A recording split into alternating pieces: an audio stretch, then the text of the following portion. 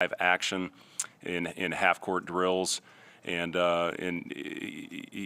he's got a chance to be a force out there. And it's fun to see he and Andrew Morgan out there battling. I've been really impressed with Andrew and his physicality and his skill level. He's got great footwork on the block, and Justin Bullis has given us good reps out there as well, especially when Braxton was still out with his thumb injury. So we've got pretty much everybody back on the floor now. Still taking it a little bit slow with Braden Frager with his wrist injury, but he is out there with the team doing shooting drills and doing all of our script stuff. We're just keeping him out of live play right now, and probably won't get him until the fall once we start with classes. But it's been a really fun team to be around. Very similar makeup to last year's group. It's been fun following Berke in the under 20 European Championships, and looking forward to getting him back here most likely in the middle of August. When you talk about that front court, I guess how early in the process did you start preparing for not having rink masked, and then how much of a priority was getting a guy like Andrew and then adding Mia later on? Yeah, Andrew has he gives us a lot of the same skill level that Rink has. He's got a really good feel, and the thing I've really, we double team the post. We come from the baseline side.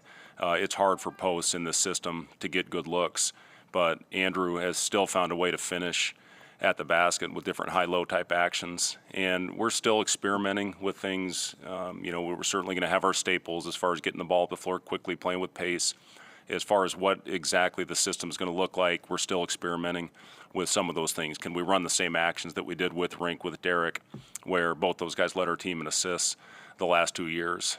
With Braxton on the floor, it may look a little bit different than when Andrew is out there, and we still haven't had him in full court action yet. So, once we get our full team out there, we'll see exactly what it looks like, what system we're going to have in play. But the thing that, again, I've liked the unselfishness of this group, what they've shown so far.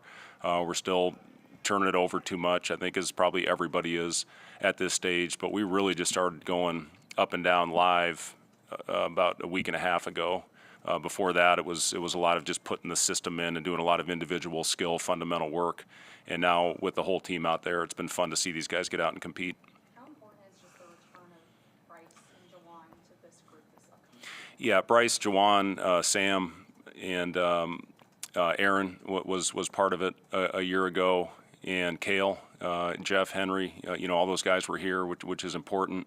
And having those guys that were out there and can help teach. The thing I've been impressed with is the leadership and how those guys have stepped up in that area. With Casey off the floor, CJ was a good leader for us a year ago. With no Rink, no Josiah, somebody had to step up in that area, and I think those guys have done a really good job. And we challenge them. It's your job to really help these young guys and new guys adapt to what we're trying to do with the system that we're putting in on both ends of the floor. And I've been really pleased with our veterans helping the new guys along, and they've picked it up very quickly. We've got a high IQ team. That's one thing I've seen to this point as well. And with our system being a read and react, you have to have a team that's got smart players out there, and I've seen that.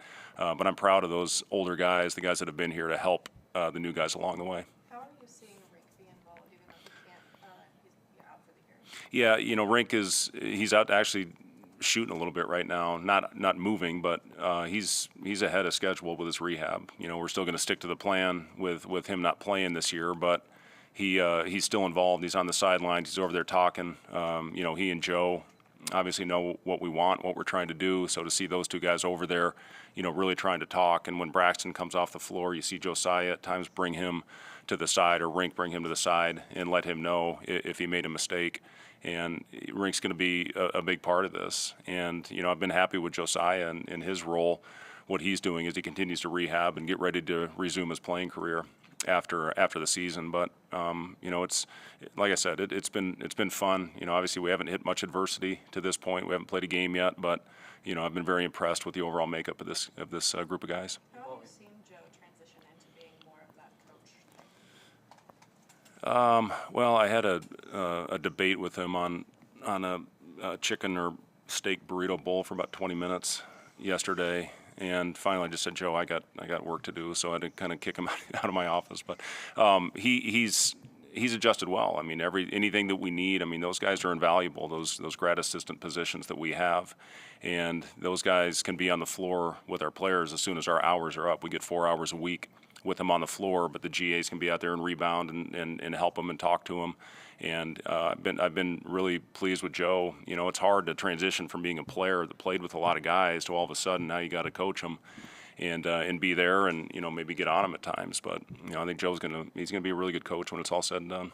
What do you see as where different guys contribute to the offense, but how do you feel about that point guard situation as you kind of think about it? Yeah, I love everything Raleigh's all about, and you know he's got a chance to be the only Husker ever to score 1,000 points, get 500 rebounds, and 500 assists. If he has an okay year, he will achieve those numbers. And you know anything, and talking to anybody that's been around Raleigh or played against Raleigh, all they say is he does whatever it takes to win, and you can see that his shot looks really good right now. He's been working really hard on his shot, and he just does all the little things right. He guards, he makes the right play, he rebounds the ball, and he takes good shots. He's got a good shot selection, but his overall feel is I guess exceeding a little bit what we thought coming in, and I had high expectations on that.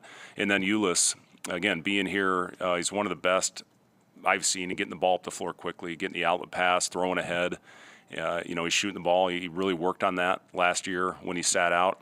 And another guy that I think has a really good feel. And then Bryce played a lot with the ball in his hands a year ago. Sam's getting reps out there. I think Gavin, you know, can bring the ball up the floor. I love Gavin. His approach is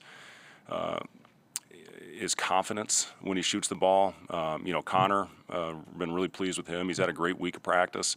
So it's going to be, you know, my biggest job this year, and I know I talked about this last year, is figuring out a rotation and figuring out who should be on the floor and help us win games. And, you know, I probably won't know that, you know, all the way up into November. But, you know, we're taking notes right now. Who's being the best talker, who's going out there every day and being consistent, you know, who's going out there and doing all the little things. And, you know, I'm going to have a really tough job when it's all said and done on who's going to be the guys not only that start the game, but, you know, probably more importantly, who finishes the game.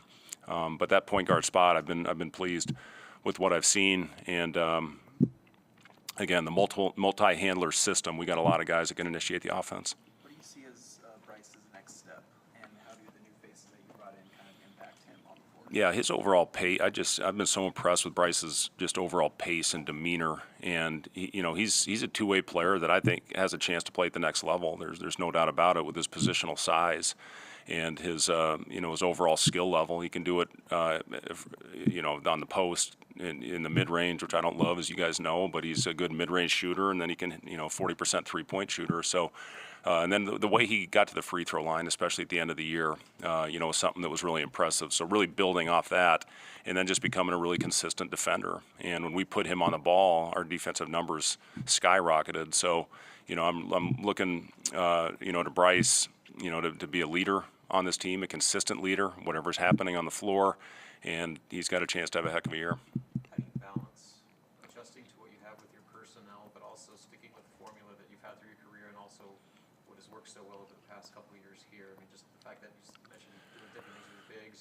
You have 2 true point guards now, veteran point guards. So just how do you walk that line between not ditching everything you did the last 2 years, but also playing your team?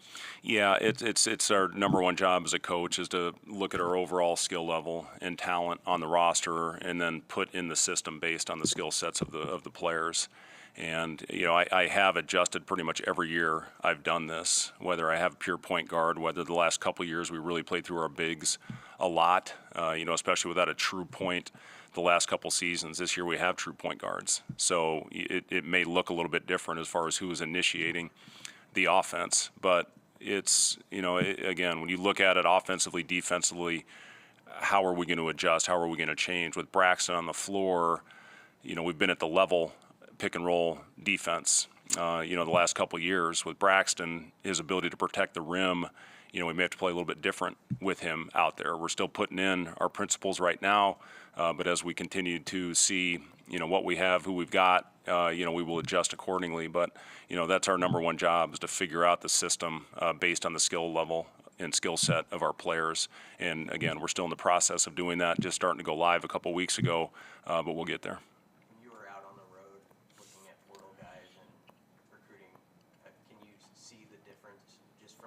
success, do you see it translate when you're talking to guys and sort of the buzz they feel about the program? Yeah, I think so. Yeah, I mean, listen, it's a whole different landscape right now with everything involved with the portal, with NIL, and you know, you just try to talk about the things that you can help these guys achieve with their careers.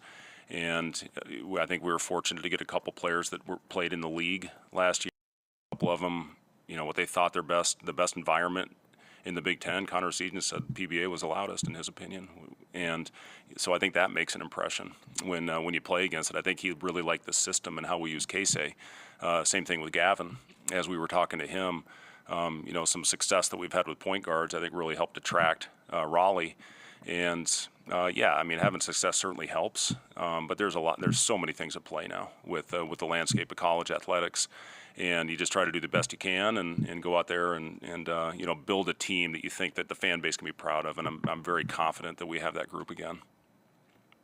I guess that's your non-conference schedule. I guess what were your kind of thoughts on designing that, and how do you feel it ended up? Yeah, I feel good about it. You know, obviously the game in Sioux Falls, you're playing the team that won their league last year in St. Mary's. You know, Randy Bennett's one of the best in the business, and it's going to be a great opportunity against probably a top 15 team in the country. You know, Creighton is going to be really good again, playing that game on the road. We're going to get 3 high-quality games in Hawaii over Christmas, and then I think our home non-conference schedule, we're going to get tested as well, and then 20 league games and the 4 teams that were added with USC, UCLA, Oregon, and Washington. I mean, that's going to be an absolute grind playing those 20 games. So I feel good. I feel good about our schedule. We're going to get tested, and it's going to help us come Big Ten play. All right, thanks, guys.